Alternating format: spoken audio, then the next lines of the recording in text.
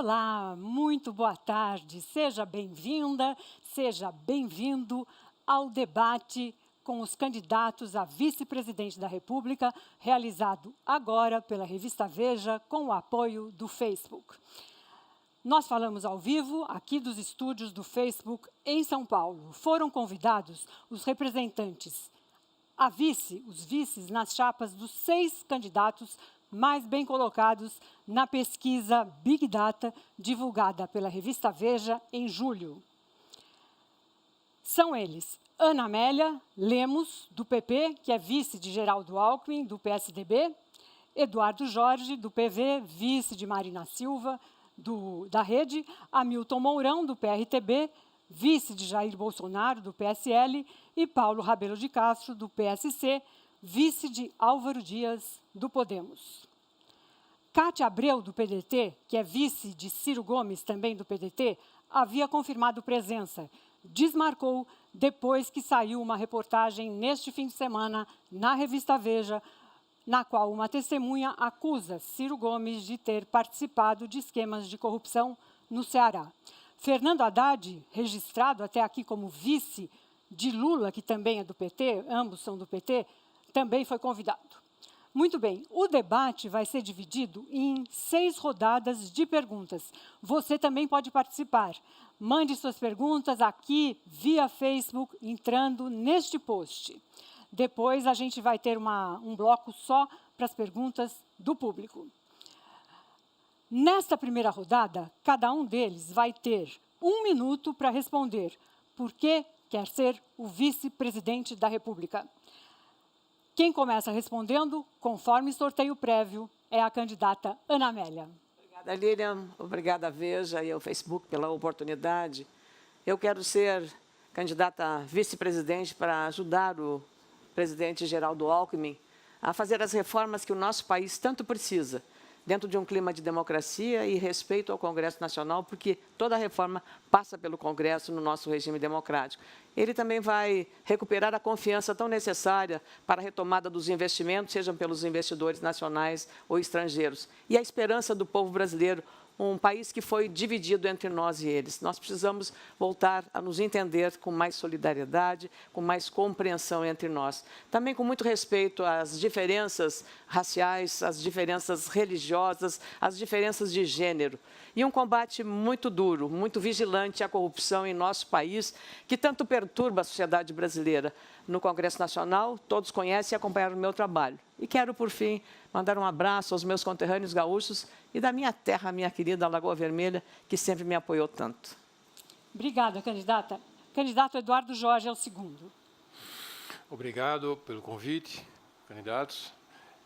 O Brasil está numa quadra muito difícil na sua jovem democracia. O naufrágio do governo PT, PMDB, Centrão, jogou o Brasil numa polarização e no desespero de desemprego, das falências. A extrema-direita e a extrema-esquerda vêm com soluções simplistas que podem levar a isso por mais 4 anos em seguida. Assim, eu aceitei ser vice da Marina porque eu acredito na história dessa mulher. Acredito que o seu programa, do ponto de vista das reformas econômicas que são necessárias ser feitas, das reformas na área da justiça social e do equilíbrio ambiental, é o programa mais completo. A Marina é a candidata para reconstruir o país, é a candidata da paz, do trabalho. É por isso que eu aceito essa missão. Componho a chapa de uma professora e de um médico. Saúde e educação, as principais preocupações do povo brasileiro. Candidato Hamilton Mourão, por favor. Meu boa tarde a todos. Meu agradecimento à Veja e ao Facebook por estar aqui nesse momento. E eu quero ser vice-presidente junto com Jair Bolsonaro, porque precisamos de um projeto de país. Precisamos de um país onde o governo seja austero, onde a moralidade seja tônica, onde a eficiência gerencial seja o ápice, não é, de qualquer governo que a gente entenda por esse nome, onde a confiança dos governados seja total nos seus governantes, onde o relacionamento com os demais entes da federação e com os demais poderes seja feito de forma republicana, com a política de P maiúsculo, não uma política do toma lá da cá, mas a política é em torno de ideias, em torno de programas, recuperando a nossa autoestima, o orgulho de sermos brasileiros, a nossa economia e partindo no rumo do destino manifesto desse nosso grande Brasil. Paulo Rabelo. Boa tarde, Lilian. Obrigado, Facebook. Obrigado, Veja. Uma boa tarde aos internautas que nos acompanham no Brasil e, quem sabe, no mundo. Eu gostaria de dizer, neste momento, que estou aqui reproduzindo o livro que em poucos dias lançaremos pela Edições de Janeiro, Rebeldia e Sonho. O título diz tudo a respeito porque quero ser vice-presidente. Quero ser vice-presidente porque sou rebelde em relação à corrupção que realmente tomou conta desse país e que precisa ser debelada. O compromisso de Álvaro Dias me cativou. E eu, que estava com a convenção já homologada para a presidência da República, tive o gesto de me fazer acompanhar dele. E vamos fazer a primeira mudança administrativa que o Brasil vai precisar fazer, que é botar o vice-presidente para trabalhar, piloto e copiloto na cabine de comando, para que o Brasil voe os próximos 4 anos, 40 anos de desenvolvimento, como nós faremos. Ok, agora sim começa o debate propriamente dito. Agora, neste momento, cada representante escolhe o adversário a quem quer perguntar. Cada um dos vices pode ser chamado a responder apenas uma vez. O tempo limite da pergunta é de 30 segundos. A resposta pode ser desenvolvida em até 1 minuto e meio. Réplica e tréplica, 30 segundos. Quem começa perguntando, também seguindo a ordem do nosso sorteio prévio, é o candidato Paulo Rabelo. Candidato. Eu gostaria de fazer a pergunta para a senadora Ana Amélia, quem admiro muito, por sinal.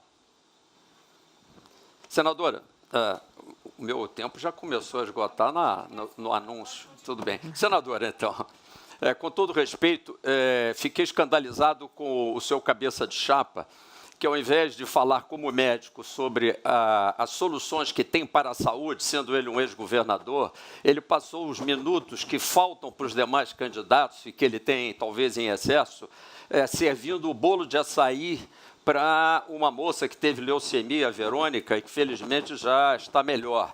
A senhora poderia, então, compensar essa falta do candidato, apresentando as ideias efetivas para a gente remediar as pessoas que morrem na fila do SUS? Primeiro, meu querido amigo Paulo Rabelo de Castro, eu fico triste de imaginar que você, com a sua sensibilidade, não entenda um gesto de um presente tão singelo quanto um bolo para uma criança que se recuperou de um câncer. O câncer é uma doença maligna e perversa que cada vez mais está matando brasileiros. E qual foi aquele gesto de mostrar que ele pode, Geraldo Alckmin, fazer lá para o Pará, lá para todo o Brasil, para o norte, para o nordeste, para o centro-oeste, aquilo que ele fez em São Paulo. Por que essa menina teve que vir a São Paulo? Porque aqui ela encontrou o acolhimento e o atendimento necessário que todo brasileiro deveria ter.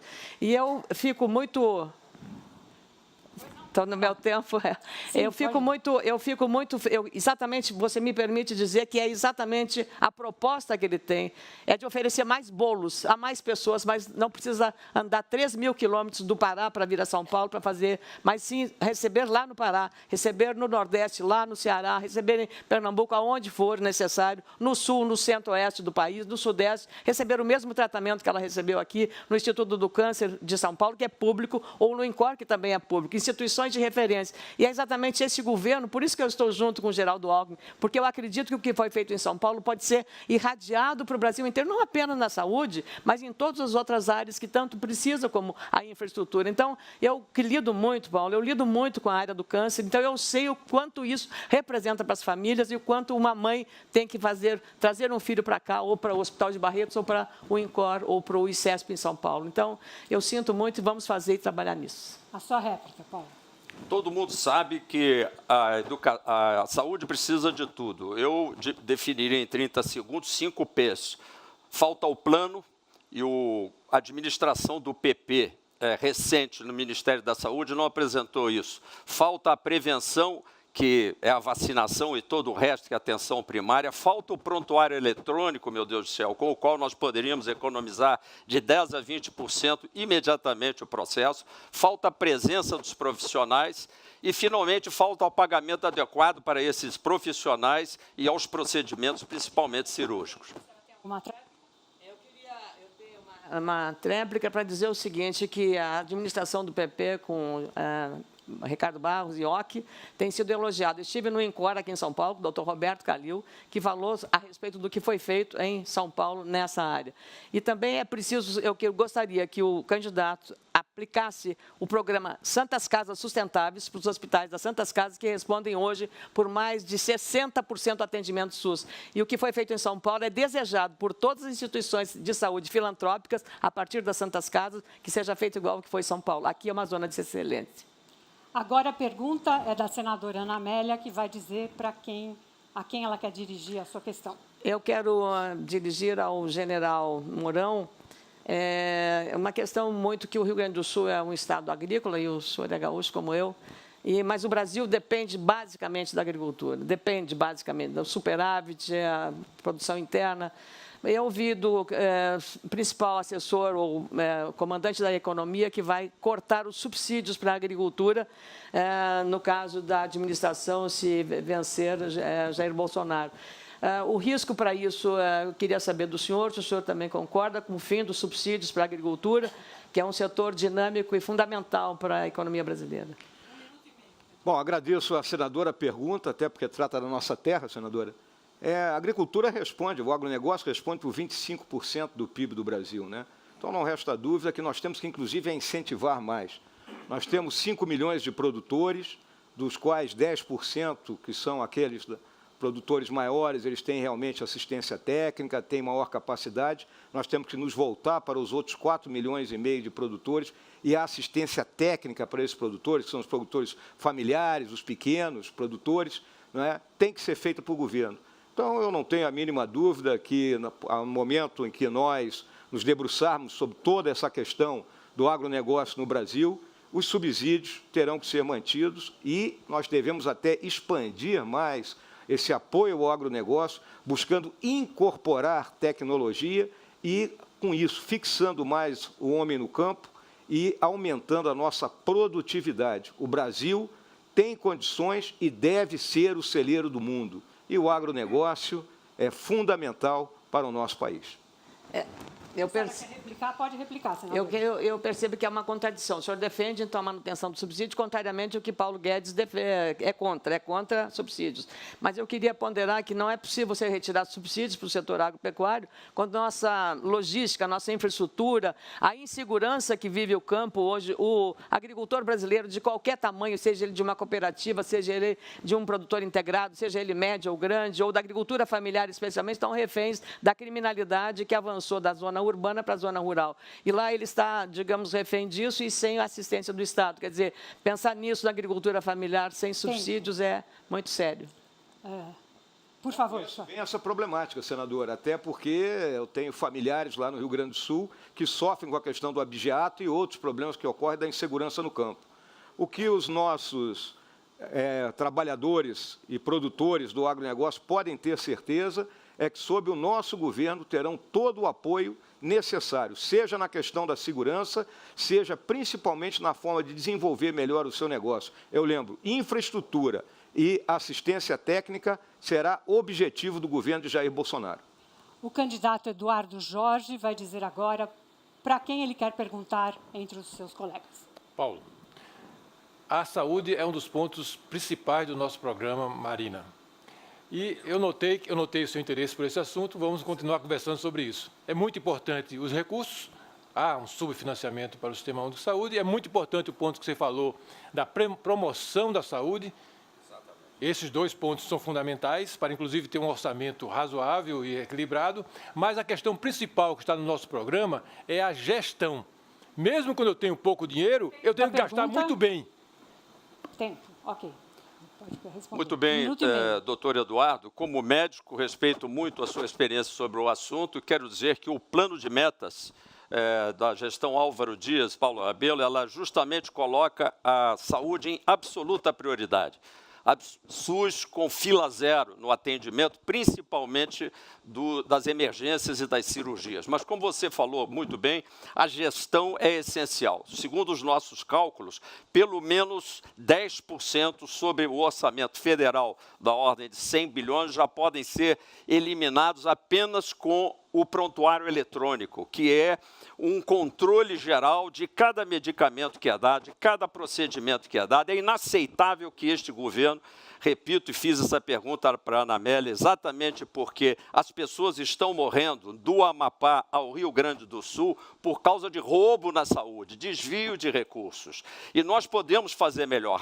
A grande maioria dos profissionais da saúde é correto, é honesto, mas ele precisa de uma orientação de presença e também a orientação da prevenção. A prevenção, e você como médico há de concordar, principalmente com as endemias, isto é gravíssimo. Os outros 10% de orçamento serão economizados apenas com a atenção preventiva à saúde, que vai desde a vacinação até as campanhas, e tem que ser campanhas insistentes em relação ao câncer de mama, em relação às cardiopatias, às diabetes e assim por diante. É o que nós faremos no nosso plano de meta. Não sei se você sabe, mas o SUS trabalha desde a Constituinte, quando trouxe essa grande reforma para o Brasil, com R$ 3,5 por pessoa por dia. É menos do que uma passagem de ônibus para fazer desde a vacinação até os transplantes.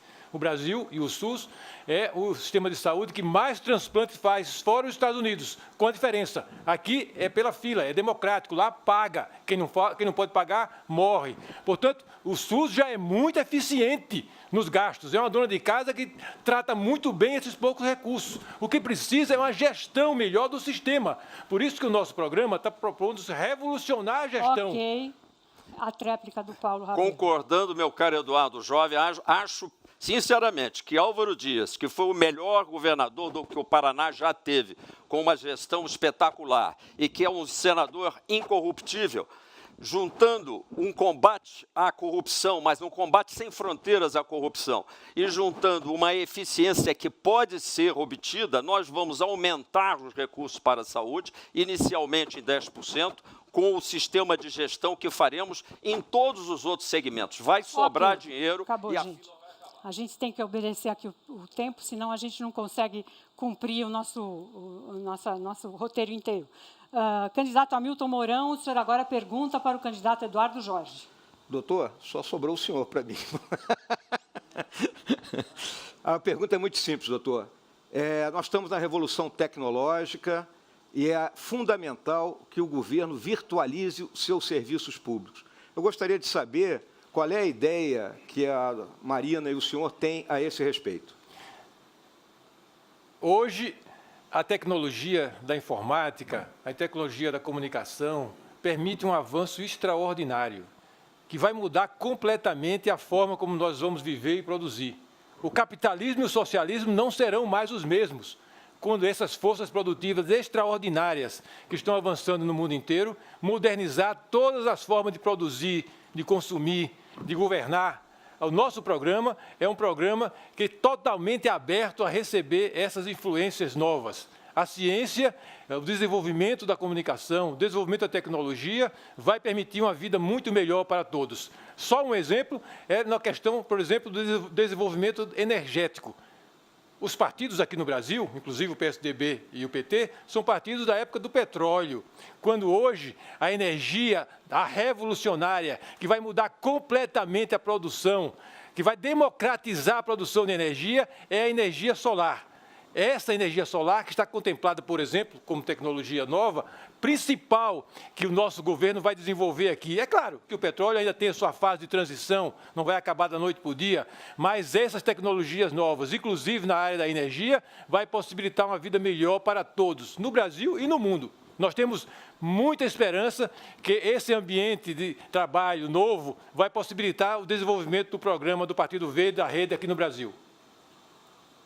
O candidato Hamilton tem alguma réplica? Eu vou voltar ao core da pergunta, ao doutor Eduardo Jorge, porque a questão da virtualização ela está muito ligada à expansão da internet e da rede de celulares, que ainda é muito pobre no Brasil. Os senhores têm alguma ideia a respeito? Sim, claro. Isso aí deve ser um ponto básico. Isso, inclusive, é uma democratização, inclusive, das comunicações. Quando se fala em monopólio de comunicações no Brasil, isso praticamente não existe mais. Hoje, todo mundo é repórter, todo mundo é fotógrafo, todo mundo dá opinião, interfere nos governos, nos partidos. Essa é uma questão chave. Essa democratização do acesso à comunicação é chave para a vida do povo hoje no Brasil. Obrigada. Daqui a 2 minutos, a gente volta com o bloco das perguntas dos jornalistas de Veja aos candidatos. Até já.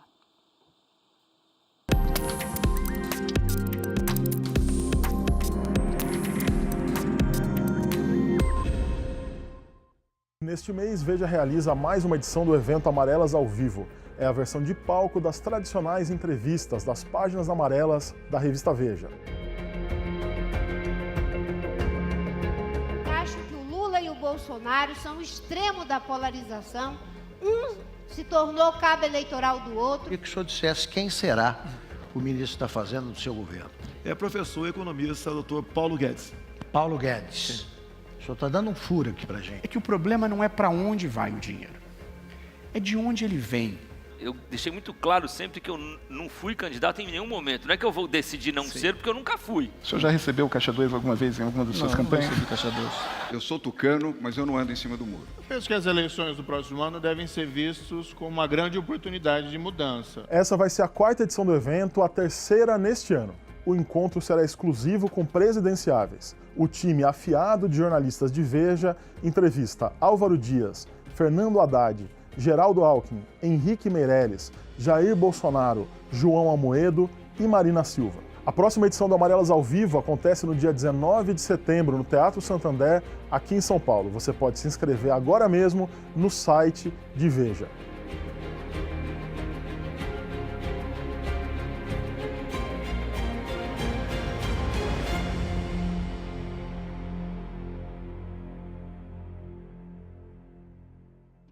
Aqui na redação da Veja está todo mundo focado na cobertura das eleições 2018. Veja acompanha de perto a eleição nos estados e também a campanha presidencial. Eu queria convidar vocês para entrar no site www.veja.com.br, acompanhar as últimas notícias, as análises dos colunistas, as notas de bastidores e também se inscrever para receber gratuitamente notícias diretamente no seu WhatsApp e também as newsletters de Veja. Há uma série de boletins diários, direto no seu e-mail, também gratuitos, com as últimas notícias e principais análises das eleições 2018.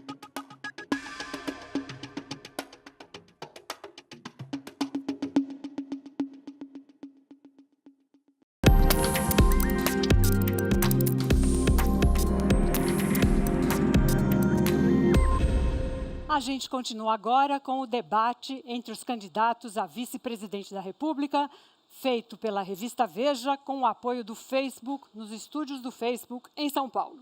Não se esqueça de mandar suas perguntas. Você pode postar as perguntas, escrevê-las nos comentários aqui deste post. Na 5ª rodada, no 5º bloco do debate, nós vamos fazer só as perguntas que a nossa redação terá selecionado de você, do nosso internauta, dos nossos seguidores de Veja. Agora, então, nós estamos entrando no 3º bloco, em que os jornalistas de Veja vão fazer suas perguntas aos candidatos e indicar também quem ele, jornalista, quer que comente a resposta dada pelo candidato elencado. Cada representante só pode ser perguntado uma vez e também deve comentar apenas uma vez. As respostas têm 1 minuto e meio, até 1 minuto e meio, e o comentário pode durar até 30 segundos, assim como a tréplica. O primeiro a perguntar é o jornalista de Veja, André Petri.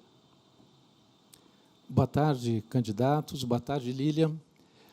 A minha pergunta vai para o candidato Hamilton Mourão e eu gostaria que fosse comentada pelo candidato Eduardo Jorge. Diante do incêndio do Museu Nacional do Rio de Janeiro, que causou uma comoção no país, eu gostaria de saber quais os pontos principais de uma política cultural de um eventual governo Bolsonaro. Bom, não resta dúvida que foi uma tristeza muito grande o que nós assistimos lá no museu, na Quinta da Boa Vista, na noite do último domingo, e é resultado do descaso com quem vem sendo tratada a nossa cultura. O grande ponto é que a cultura não pode ser ideologizada. E isso veio acontecendo ao longo dos últimos tempos no Brasil. Nós temos que nos preocupar devidamente com os monumentos, com a nossa história, e, ou seja, alocar recursos dentro do orçamento, mas, principalmente, a gente vê nos grandes países do mundo que isso está muito ligado à iniciativa privada. Portanto, a nossa grande visão para essa questão é atrair, não é, os grandes investidores, de modo que, por meio de fundações, não é, nós possamos manter o imenso patrimônio que nós temos espalhado de norte a sul do Brasil. Essa é a nossa visão para essa questão específica. O comentário é de Eduardo Jorge. Eu pesquisei nos programas e no programa do candidato Bolsonaro não tem uma palavra sobre cultura, o que não é estranhável. No nosso programa tem. Aliás, só 2 programas falavam na questão dos cuidados dos museus, dos investimentos necessários na conservação dos museus. Um desses programas era o nosso. E, além disso, Petrini, para nós, a cultura é uma das grandes riquezas do Brasil. Uma das grandes formas de você investir na globalização é em serviços. A cultura, a energia criativa do povo brasileiro e o turismo são a fonte essencial de desenvolvimento para o Brasil. Candidato Hamilton Mourão, o senhor tem alguma tréplica? Não, até porque o que o doutor Eduardo Jorge falou é exatamente o que nós pensamos. Né? Não resta dúvida que será isso muito bem trabalhado e é algo que não pode ser abandonado, até porque está ligado à questão da educação, que tanta falta faz para nós. O jornalista Fábio Altman, da revista Veja, faz uma pergunta agora. Fábio. Obrigado, Lilian. Eu gostaria de fazer a pergunta, então, para a senadora Ana Amélia, com comentário do senhor Paulo Rabelo. Senadora, o PP indicou a senhora como candidata vice ao lado de Geraldo Alckmin. E, no entanto, o presidente do partido, o senador Ciro Nogueira, do Piauí, faz abertamente campanha no Piauí para o PT. Já chegou, inclusive, a declarar voto para o candidato indicado por Lula. Eu gostaria de saber se essa postura do senador Ciro Nogueira não representa um constrangimento para a senhora. Absolutamente, porque em 2014 eu estava de um lado apoiando o PSDB, Aécio Neves, e Ciro Nogueira estava apoiando Dilma Rousseff na reeleição. Essas questões regionais são muito típicas de todos os partidos, essas conveniências regionais, a relação pessoal e, às vezes, até a questão de uma sobrevivência eleitoral. Ele é candidato à reeleição, mas tem com o presidente do PP, Ciro Nogueira, uma relação extremamente respeitosa e institucional. Presido a Fundação Milton Campos, que é do partido, e os partidos todos vivem essas contradições também, o que é natural. Por isso, precisamos, sim, de uma reforma política profunda. Não é possível convivermos com o sistema político em vigor, que propiciou, inclusive, todos esses escândalos que nós vivemos, de mensalão, de petrolão, todos eles. E também já vou lhe antecipando. Pode perguntar, mas o seu partido esteve. E a minha régua moral é a mesma para o meu partido e para os adversários. Não há outra forma de agir a não ser dessa forma. Assim como quando os meus correligionários estiverem envolvidos, exigia a eles o mesmo direito também para a oposição. E, da mesma forma, em relação a Aécio Neves, fui à tribuna para dizer que era preciso que a decisão do Supremo Tribunal Federal de afastá-lo do cargo também deveria ser obedecida. Portanto, a régua moral tem que ser a mesma em relação a esse tema tão candente para a sociedade brasileira, combate à corrupção e especialmente no âmbito político. Não podemos conviver com 30 partidos dentro do Congresso Nacional, por isso está essa lambança e esse caos nas decisões que interessam à sociedade brasileira. Um comentário de 30 segundos, por favor. Eu imagino, jornalista Altman, o que um jovem, um internauta, está pensando nesse momento sobre a esculhambação e a corrupção que virou a política brasileira. Por isso que eu, que não sou político e estou aqui para dar uma contribuição do não político, gostaria de sugerir à minha prezadíssima senadora Ana Amélia, a quem eu tanto admiro, entre outras coisas, me ajudou a realizar o censo agropecuário, que ela assine, junto com Geraldo Alckmin, o mesmo compromisso que eu assinei com Álvaro Dias, programático, e não apenas um compromisso do tipo Arca de Noé, onde provavelmente ministérios estão prometidos antes da hora. Senadora, a senhora tem alguma tréplica? Eu tenho, sim, absolutamente. Não é necessário, meu caro Paulo Rabelo de Castro, que assinemos qualquer documento para que a minha palavra, como vice-presidente, não serei uma vice-presidente decorativa, vou ter uma lealdade com o presidente, vou ter a seriedade e a responsabilidade de apontar os equívocos que o governo estiver cometendo.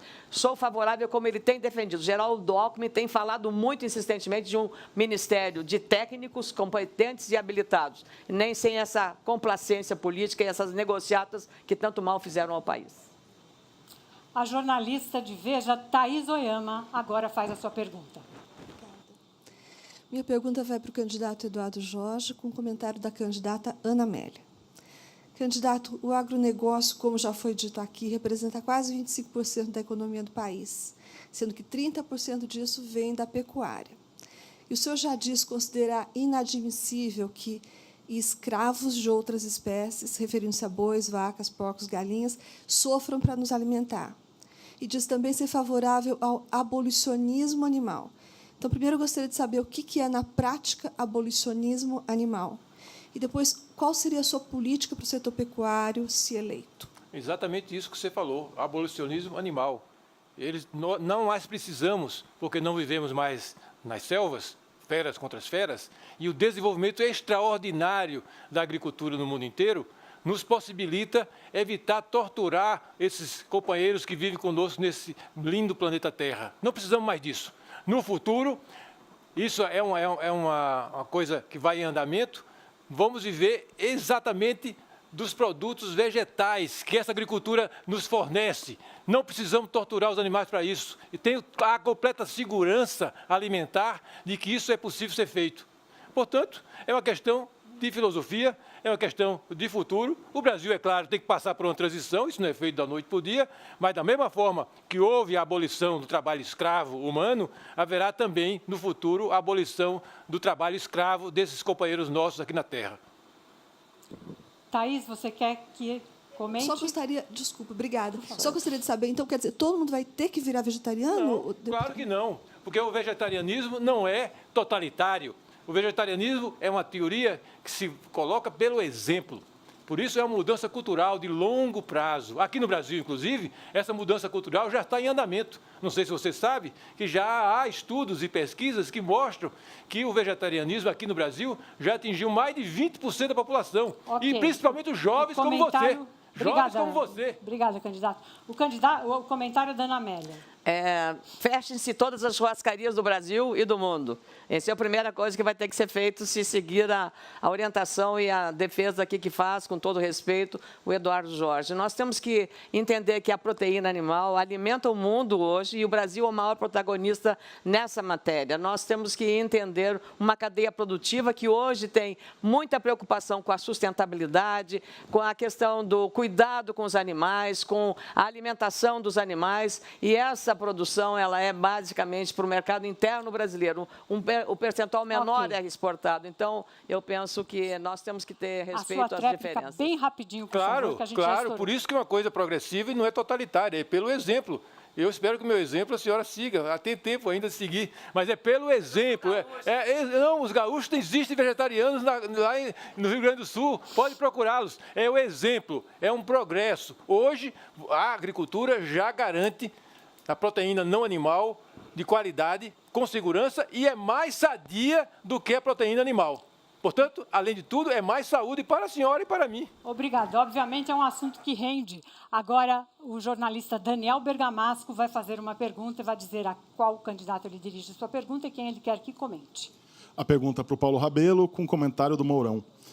Quando o senhor assumiu o BNDES no governo Temer, o senhor fez um relatório que foi tomado como elogioso sobre o histórico do banco. O senhor elogiou o negócio, a sociedade com a JBS, e o senhor disse que nunca houve ali mau uso do dinheiro público. O Álvaro Dias, titular da sua chapa, se posicionou de maneiras diferentes. Disse ali, mais de uma vez, falou em corrupção e falcatruas. Queria saber se o Álvaro Dias está mal informado e, numa gestão de vocês, uma eventual gestão de vocês, como deve ser trabalhado o BNDES, semelhante ao BNDES no governo Lula e no governo Dilma? Muito bem, Daniel. Eu, quando assumi o BNDES, a primeira coisa que fiz foi fazer os levantamentos sobre as alegações que a população e, inclusive, gente no Congresso Nacional levantava. Em seguida, o próprio Congresso Nacional instalou e já concluiu, não uma, duas CPIs. Uma mista, Congresso e Câmara e Senado, e a outra apenas na Câmara, inclusive sobre JBS. Nenhuma das duas apurou nada e nós tivemos as portas abertas do BNDES e as duas comissões internas que já lá estavam e que tivemos que concluir, também nada apuraram quanto à lisura dos funcionários que lá trabalham, ou seja, eles praticaram uma política de Estado. Álvaro Dias criticou uma política de Estado de privilégios, de ir fazer uma chicana financeira lá no resto do mundo para obter provavelmente propina no resto do mundo. Agora, o BNDES exportou serviços de engenharia, guindastes, tratores, estritamente brasileiros. O BNDES não consegue tirar financiar uma nota fiscal que não seja produzida por brasileiros de material estritamente no Brasil. Isso é que explica essa contradição. No governo Álvaro Dias, nós não vamos ter mais privilégios. Ele, como senador, já estabeleceu várias proposituras a esse respeito e nós vamos ser um governo horizontal, sem privilégios e um Brasil para todos. Comentário do candidato Hamilton Mourão. Bom, o BNDES, aí, ao longo dos últimos governos, ele teve um uso não correto, ele teve um uso político. Então, aqui, quando o Paulo comentou a questão dos privilégios, foi muito utilizado nos governos do Partido dos Trabalhadores, inclusive com captação de recursos a uma porcentagem maior e empréstimos a níveis menor. Essa diferença foi paga por todos os brasileiros e é uma das responsáveis pelo déficit fiscal que nós vivemos no país e pelo atraso da nossa economia. 30 segundos para a réplica. Vou explicar ao general Mourão que aí é uma inversão, não sei se é a aula do professor Paulo Guedes, mas está invertido. A taxa de juros do BNDES é fixa e ela era equilibrada para uma taxa de juro normal, mas nós somos um país indecente, anormal. Vi Paulo Guedes criticar os 400 bilhões que são pagos para rolar a dívida pura. E quando essa taxa Selic pornográfica sobe, a taxa fixa exatamente protege as barragens que são financiadas e outros projetos de longo prazo. Então, é uma inversão do processo. Agora, os convidados, nossos convidados no debate, podem voltar a fazer perguntas entre si. Cada um só pode ser chamado a responder uma vez e as perguntas podem durar 30 segundos, as respostas 1 minuto e meio e, assim como antes, réplica e tréplica também 30 segundos cada uma. Sorteio prévio deu que quem começa perguntando nesta rodada é o candidato Hamilton Mourão. Bom, a minha pergunta é para o Paulo Rabelo. Doutor Paulo, uma questão que talvez não tenha sido muito debatida, aí a gente não vê, é a nossa política externa. E o Brasil, ao longo dos últimos anos, ele se apequenou nessa aí. Buscou a questão de um assento no Conselho de Segurança das Nações Unidas, a tal política Sul-Sul, e a própria questão aqui do Mercosul, os nossos vizinhos. Então, a minha pergunta é simples. Qual é a visão dos senhores a respeito dos objetivos da política externa brasileira? 1 minuto e meio, por favor.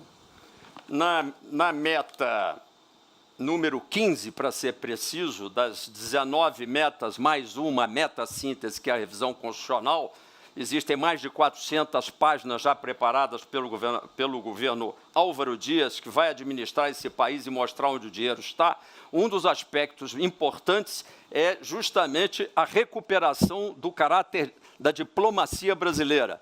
Essa diplomacia brasileira que não funcionou nem para fazer os tratados bilaterais e multilaterais que já poderia ter feito, estreitando contatos, por exemplo, com a TPP, que é o Tratado da Parceria do Pacífico, estreitar o contato necessário com a maior compradora nossa em potencial, que é a Europa, e, obviamente, também estreitar as relações com a África e com os países emergentes.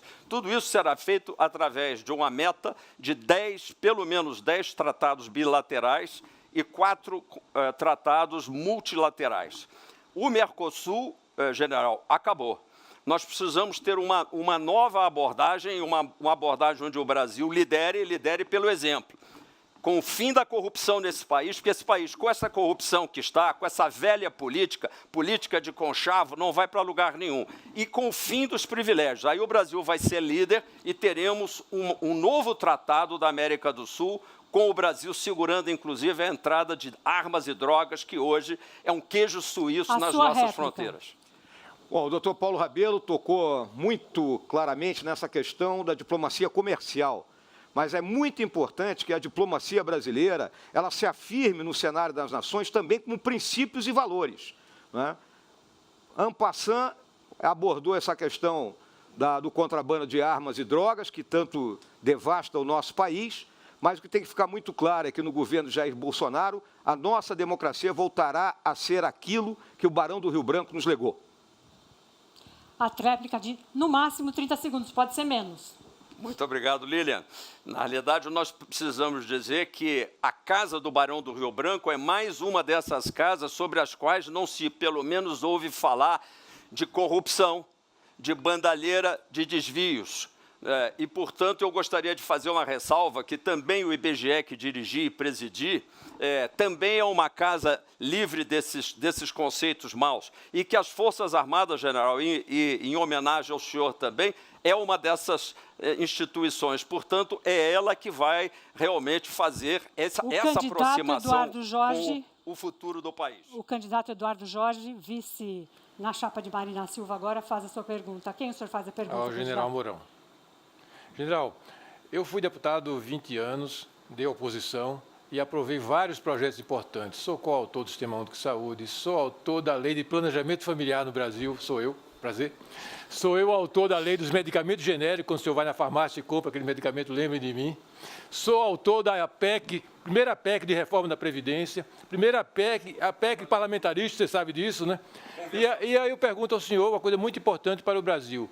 O candidato Bolsonaro, que ficou também tanto tempo quanto eu, 20 anos no Congresso Nacional, qual é o balanço que o senhor faz desse trabalho parlamentar do candidato Bolsonaro?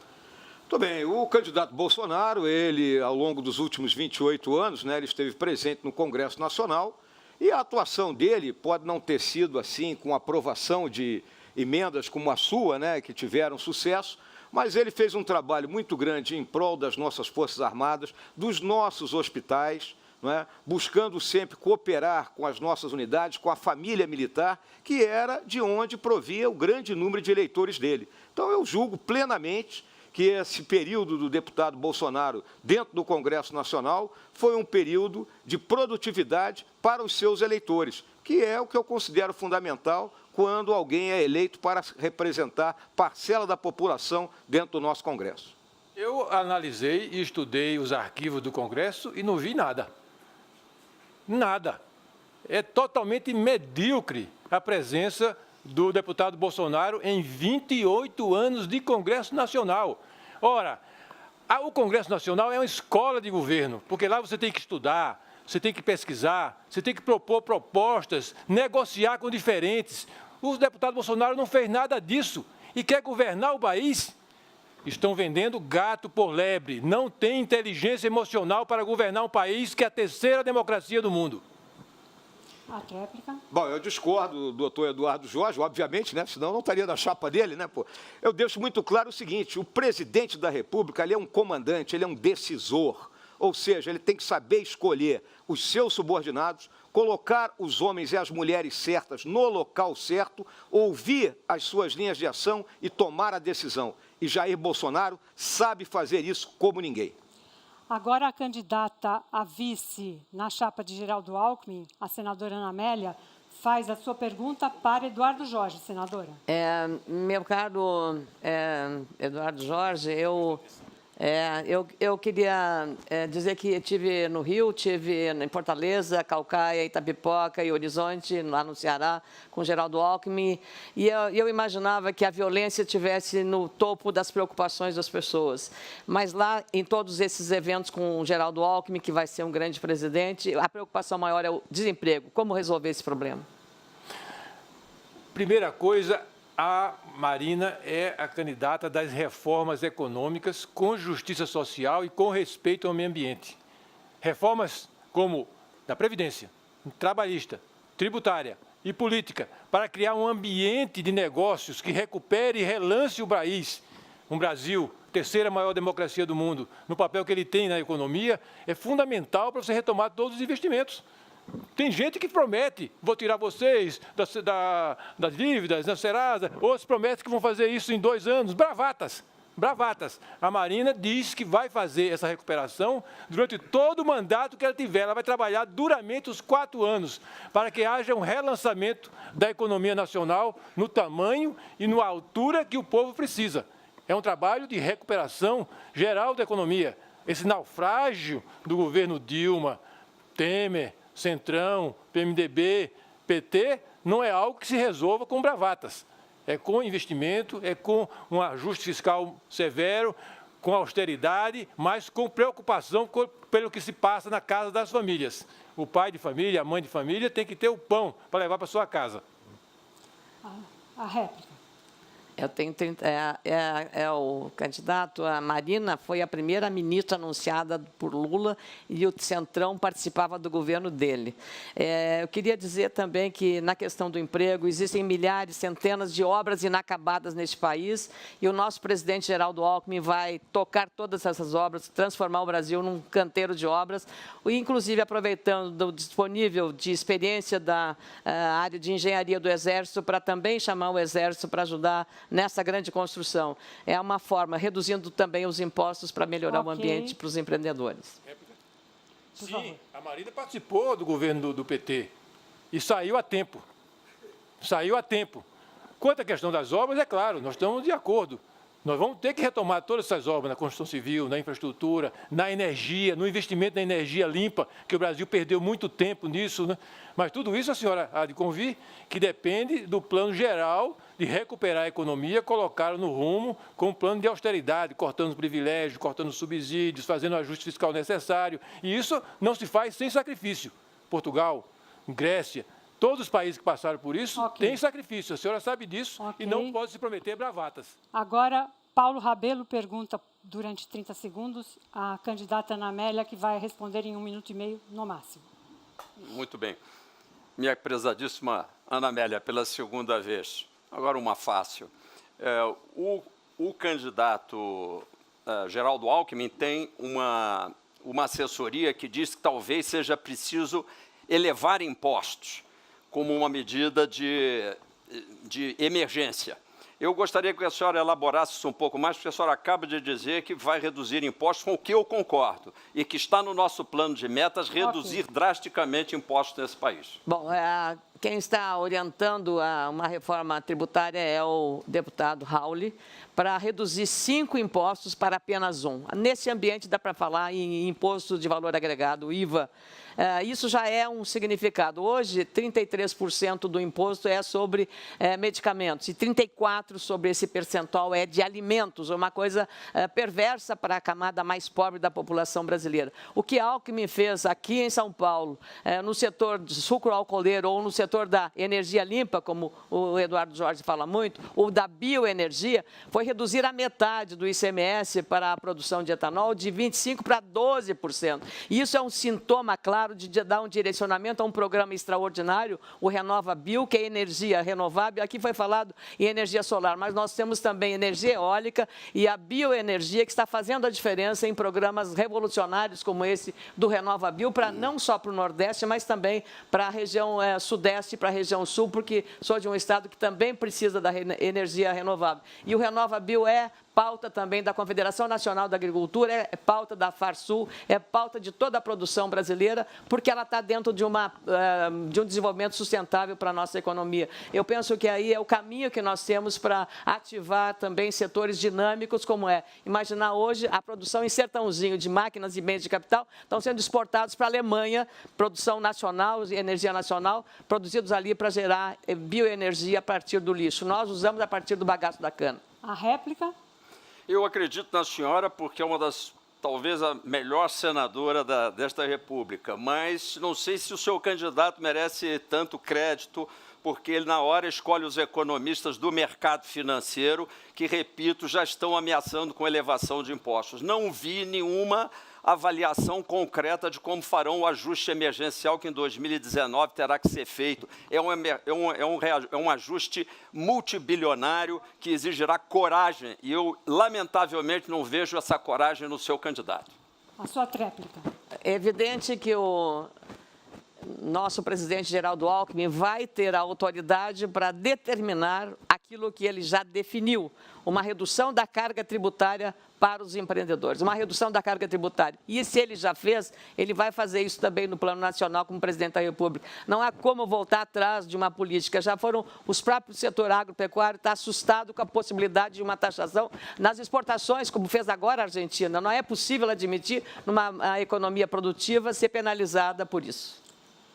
Daqui a pouquinho, as suas perguntas. A pergunta feita por você, do público, selecionada pela nossa redação. A gente volta já já, daqui a 2 minutos.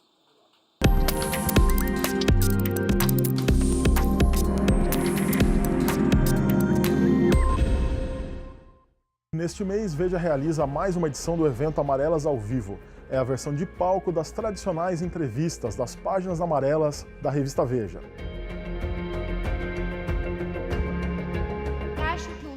Bolsonaro são o extremo da polarização. Um se tornou cabo eleitoral do outro. Queria que o senhor dissesse quem será o ministro que está fazendo no seu governo. É professor e economista, doutor Paulo Guedes. Paulo Guedes. O senhor está dando um furo aqui para gente. É que o problema não é para onde vai o dinheiro, é de onde ele vem. Eu deixei muito claro sempre que eu não fui candidato em nenhum momento. Não é que eu vou decidir não ser, porque eu nunca fui. O senhor já recebeu Caixa 2 alguma vez em alguma das suas campanhas? Não recebi Caixa 2.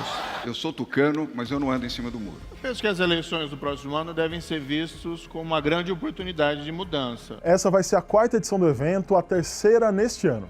O encontro será exclusivo com presidenciáveis. O time afiado de jornalistas de Veja entrevista Álvaro Dias, Fernando Haddad, Geraldo Alckmin, Henrique Meirelles, Jair Bolsonaro, João Amoedo e Marina Silva. A próxima edição do Amarelas ao Vivo acontece no dia 19 de setembro no Teatro Santander, aqui em São Paulo. Você pode se inscrever agora mesmo no site de Veja.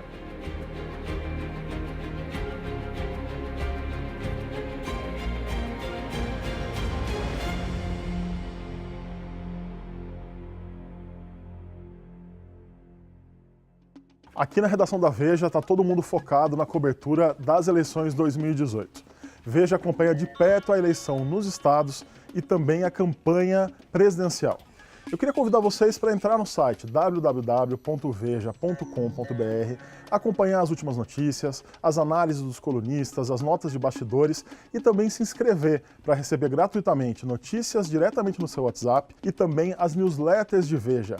Há uma série de boletins diários, direto no seu e-mail, também gratuitos, com as últimas notícias e principais análises das eleições 2018.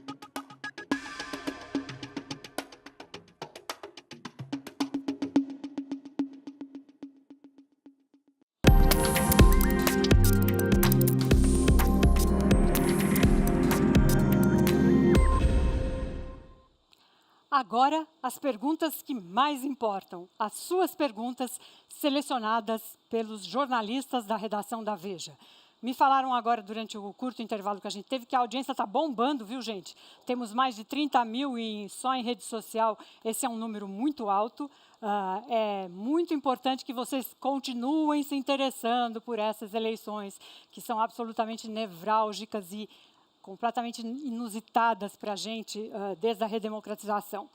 O jornalista Edgar Maciel, da Veja, é o porta-voz do público agora. Ele faz as perguntas, diz a qual candidato vai ser dirigida a pergunta e diz também quem ele quer que comente. As regras são as mesmas, resposta de 1 minuto e meio e tréplicas e réplicas de até 30 segundos. Edgar, por favor. Boa tarde, candidatos. Primeira pergunta vai para Hamilton Mourão, com comentários de Paulo Rabelo.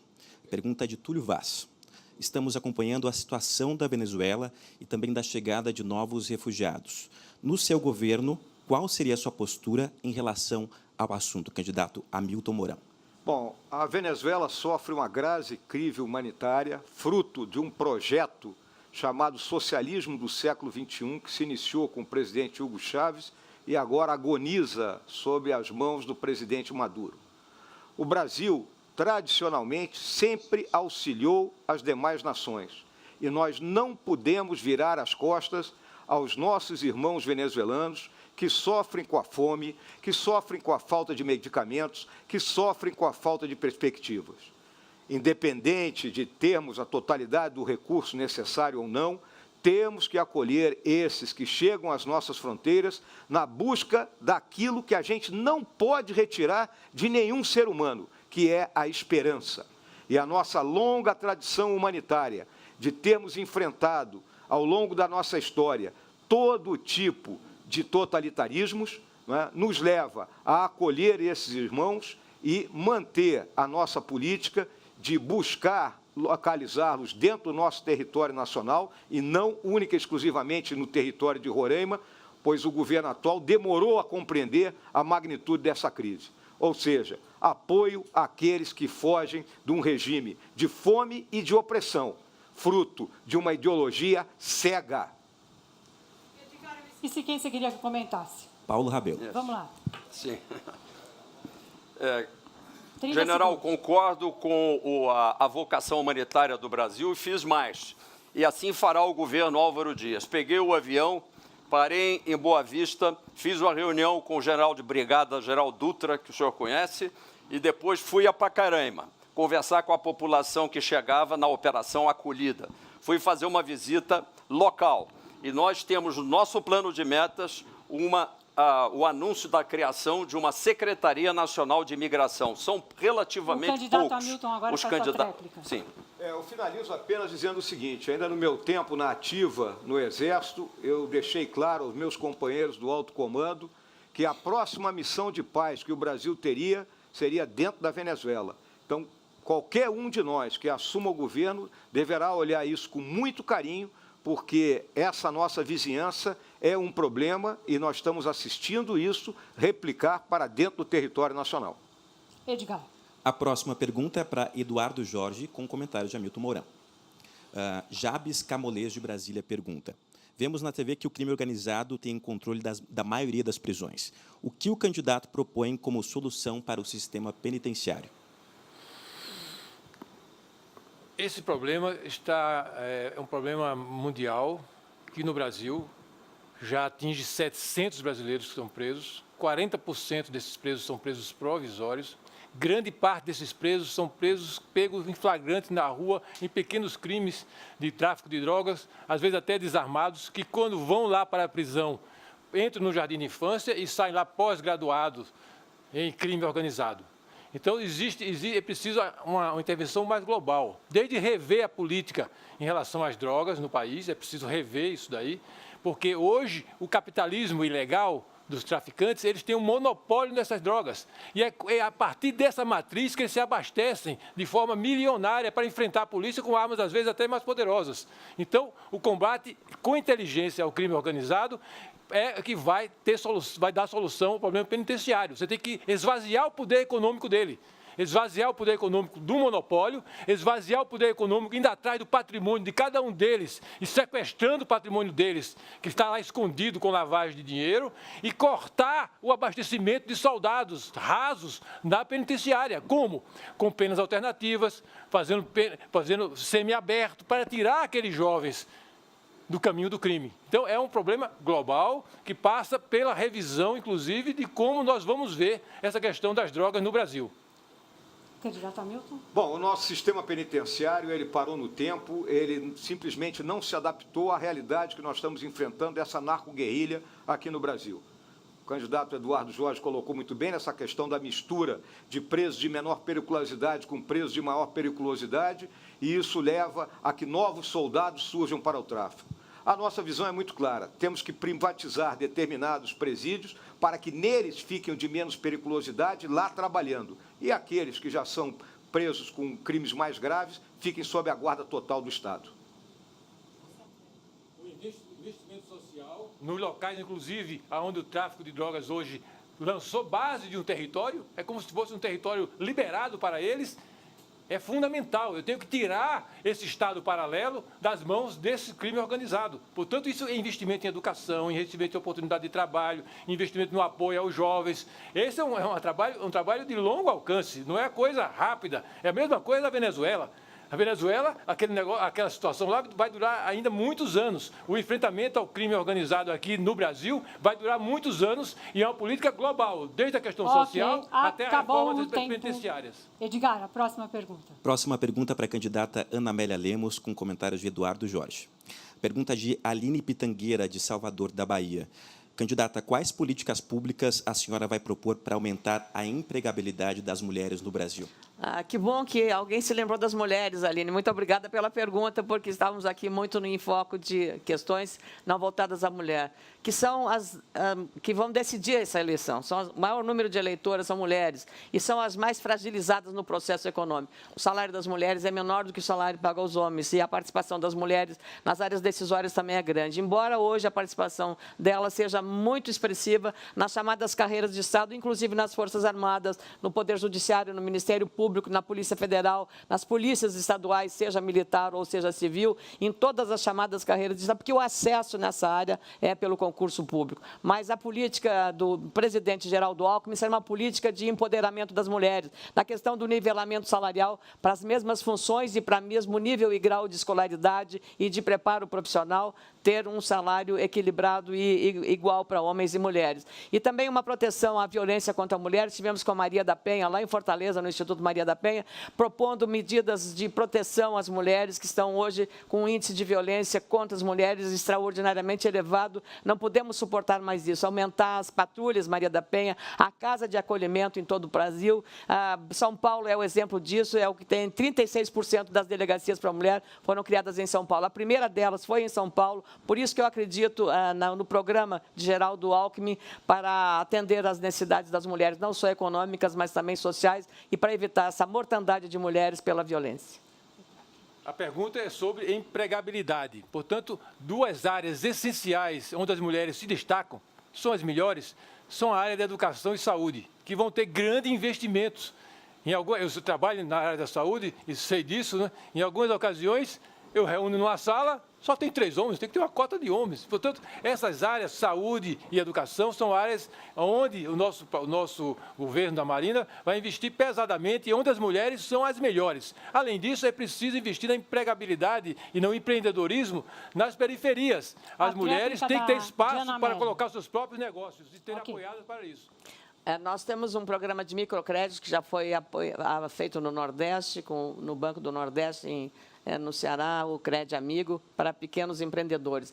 A questão do artesanato, da economia criativa, e as mulheres são campeãs nessa área. A gente vê a bravura dessas mulheres corajosas, especialmente na região Nordeste, no sul do país, as agricultoras familiares, que eu convivo com a Federação dos Trabalhadores da Agricultura Familiar, para ver o que elas têm de talento e de coragem. É exatamente o estímulo que vai ser dado em crédito e assistência. Edgar. Próxima questão é para Paulo Rabelo, com um comentário de Ana Amélia. A pergunta vem daqui de São Paulo, do Felipe Paiuca. O Diese apontou que o salário mínimo deveria ser de R$ 3.700 por mês em 2018. Como você e seu candidato titular pretendem resolver essa defasagem do salário mínimo? Sim, muito bem, Felipe. Nós precisamos colocar o Brasil em ordem. E sem o Brasil estar em ordem, o salário mínimo é apenas uma letra morta. O que nós temos hoje são 13 milhões de desempregados formais e mais quase 14 milhões de desalentados, pessoas que têm a sua mão de obra subutilizada. Enquanto esse exército de desempregados estiver pressionando o mercado de trabalho, veja, por exemplo, o mercado de empregadas domésticas, que mesmo com a lei de proteção, praticamente não resultou em aumento da proteção efetiva. Nós precisamos fazer o Brasil voltar a crescer para empregar os jovens, para empregar as mulheres e para empregar principalmente aqueles trabalhadores que vão perdendo os empregos na indústria nacional também desalentada. Dado isso tudo, nós pretendemos, e já fizemos as contas, e tem possibilidade de se fazer a criação, junto com o empresariado brasileiro, porque o governo não cria empregos diretamente, 10 milhões de postos de trabalho em 4 anos, o Brasil crescendo 5% ao ano. as contas estão feitas, o dinheiro dá, é preciso fazer o ajuste fiscal no primeiro ano e nós vamos crescer. O Brasil vai recuperar a sua dignidade econômica e aí o salário mínimo, tenha certeza, Felipe, ele vai estabelecer um novo patamar ascendente na direção de R$ 2.000 e R$ 3.000. Senadora. Nós temos um programa extraordinário de qualificação de mão de obra. Foi mencionado aqui nesse debate a questão da tecnologia impactando sobre o mercado de trabalho, e isso cada vez vai ser mais influenciado por essa mudança, e é preciso preparar a mão de obra. A educação é fundamental. Falou-se pouco sobre educação aqui, isso é muito importante, não só no ensino fundamental, ensino médio, ensino profissionalizante, que nós deixamos de lado. Então, esse será o investimento que Geraldo Alckmin fará na qualificação dos jovens empreendedores e também educá-los para o empreendedorismo numa nova etapa do mercado brasileiro. Paulo Rabelo. Sim, a Ana Amélia falou muito bem, só que eu digo mais, 1 milhão de postos de trabalho serão abertos apenas para os jovens que hoje nem estudam nem trabalham. Os centros de educação para o trabalho já estão absolutamente planificados e nós vamos empregar em 4 anos esse 1 milhão de jovens com carteira assinada e treinamento, educação, mais trabalho num super programa de jovem aprendiz e mais centro de maternidade de empresas. Só isso já dá mais de 10% do total de 10 milhões de empregos a serem criados no governo Álvaro Dias. Gente, passou voando, passou muito rápido. A gente já vai agora para o último capítulo, para a última parte do nosso debate com os candidatos a vice-presidente da República. Agora serão feitas durante 1 minuto as considerações finais de cada um deles. O sorteio foi feito antes, como a gente já disse, e o primeiro, então, a fazer suas considerações finais é Eduardo Jorge. Eu agradeço aos candidatos, agradeço os que nos convidaram, a Veja, o Facebook, e quero fazer uma pequena análise política com você que está me ouvindo no Facebook. O Brasil está caminhando para forças de extrema-direita e de extrema-esquerda que querem forçar na finalíssima, no segundo turno, que você, Brasil, escolha entre A e Z. Isso significará, se vencer A, da extrema-direita, ou Z, da extrema-esquerda, mais 4 anos de conflitos, de briga de rua, de paralisia, de desemprego no país. A nossa tática política a tática política da Marina é derrotar o Bolsonaro no primeiro turno, porque isso é plenamente possível, ela já mostrou isso no debate aqui, o último debate eleitoral, para no segundo turno enfrentar as forças do Lula e do seu comissário, não sei quem é, que vai estar lá disputando conosco. A Marina é a única que tem condição de vencer o Bolsonaro no primeiro turno e derrotar as forças do Lula no segundo turno. Pensem nisso. Candidata Ana Amélia, segundo sorteio é a segunda. Eu queria agradecer muito essa participação de um debate civilizado aqui, renovando ao Facebook e à Veja o agradecimento, mas, sobretudo, aos internautas, e dizer que eu peço o seu voto para Geraldo Alckmin, olhando o que ele fez em São Paulo, em vários governos, para saber que, de fato, ele pode melhorar tudo no Brasil em relação à saúde, à educação, à segurança pública, à infraestrutura, ao saneamento e a tantas áreas relevantes, e à geração de emprego e renda para tantos jovens brasileiros que estão fugindo do nosso país. E também quero pedir o seu voto, muito importante para esta eleição, para que ganhemos neste primeiro turno, e eu acompanhando o que eu fiz no Senado Federal em 8 anos de mandato, 5 leis aprovadas, uma emenda constitucional e com o dever cumprido de combater a corrupção, que tantos males fez ao nosso país. Agradecer muito aos internautas que têm acompanhado. É fundamental este voto. Não anule seu voto. Vote no dia 7 de outubro. O destino do Brasil está na sua mão. Paulo Rabelo de Castro. Agradeço a Veja Facebook e diria até que uma coligação de vice não ficaria nada mal, dada a qualidade do debate. E gostaria de dizer que fiz essa opção por Álvaro Dias, como disse de início, desistindo da candidatura direta a presidente, porque você, internauta, você, mãe de família, você, trabalhador, jovem, por quem eu estou aqui, porque sou não político, você vai ter 2 em 1. você vai comprar um shampoo e vai levar um condicionador de excelente qualidade. Nós não vamos ficar esquentando cadeira no Jaburu, nem comendo e bebendo de graça. Aliás, já combinei com o Álvaro, nós cortaremos em 100% o nosso salário enquanto houver déficit primário no nosso país. Esse é o estilo Álvaro Dias e Paulo Rabelo. E, não, por favor, não perca o seu voto. Aqui existe a possibilidade de vocês virem para o lado de quem sabe fazer e não fica de blá, blá, blá. Abre o olho e realmente vote com consciência. Hamilton Mourão. Agradeço à Veja, a Facebook, essa oportunidade, a todos aqueles que nos acompanharam aí via internet. Agradeço aos meus contrapartes aqui pela lianeza de trato, muito bom isso. Mas eu quero dizer uma coisa, Jair Bolsonaro e eu fomos formados sob a égide que as palavras conduzem e o exemplo arrasta. Num belo dia de nossas vidas, abatemos nossas espadas perante a bandeira nacional e juramos defender a honra, a integridade e as instituições deste país com o sacrifício da própria vida. E é isso que Jair Bolsonaro fará. Liderará esse país pelo exemplo e nos conduzirá a um novo patamar como nação, sem jamais esquecer o bem-estar de cada um de nós brasileiros. Brasil acima de tudo e Deus acima de todos. Está chegando ao fim agora o debate entre os candidatos a vice-presidente da República, realizado pela revista Veja, em parceria com o Facebook, a quem nós da revista Veja agradecemos muito por esta parceria também. Agradecemos, em nome da Veja, a presença dos senhores candidatos aqui e aos partidos que se fizeram presentes neste debate. E especialmente agradecemos a você, internauta, que tanto nos prestigiou, foi ótimo perceber e sentir essa temperatura, essa altíssima audiência com que vocês nos prestigiaram. É muito bom, é um alívio para a alma da gente saber que vocês estão tão interessados, que o público, o eleitor, está tão engajado e tão interessado nessa eleição que daqui a praticamente um mês é tão importante, tão fundamental para o futuro do Brasil, dos nossos netos, dos nossos filhos e tudo mais. Lembrando que no dia 19 de setembro, a Veja faz nova edição do Fórum Páginas Amarelas ao vivo, entrevistando cada um dos candidatos a presidente da República. Muito obrigada e até lá.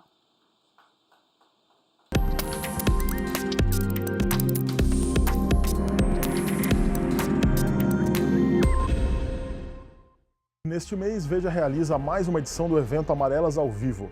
É a versão de palco das tradicionais entrevistas das páginas amarelas da revista Veja. Acho que o Lula e o Bolsonaro são o extremo da polarização. Um se tornou cabo eleitoral do outro. Queria que o senhor dissesse quem será o ministro da Fazenda do seu governo. É professor e economista, doutor Paulo Guedes. Paulo Guedes. O senhor está dando um furo aqui para a gente. É que o problema não é para onde vai o dinheiro, é de onde ele vem. Eu deixei muito claro sempre que eu não fui candidato em nenhum momento. Não é que eu vou decidir não ser, porque eu nunca fui. O senhor já recebeu Caixa 2 alguma vez em alguma das suas campanhas? Não recebi Caixa 2. Eu sou tucano, mas eu não ando em cima do muro. Eu penso que as eleições do próximo ano devem ser vistas como uma grande oportunidade de mudança. Essa vai ser a 4ª edição do evento, a 3ª neste ano. O encontro será exclusivo com presidenciáveis. O time afiado de jornalistas de Veja entrevista Álvaro Dias, Fernando Haddad, Geraldo Alckmin, Henrique Meirelles, Jair Bolsonaro, João Amoedo e Marina Silva. A próxima edição do Amarelas ao Vivo acontece no dia 19 de setembro no Teatro Santander, aqui em São Paulo. Você pode se inscrever agora mesmo no site de Veja.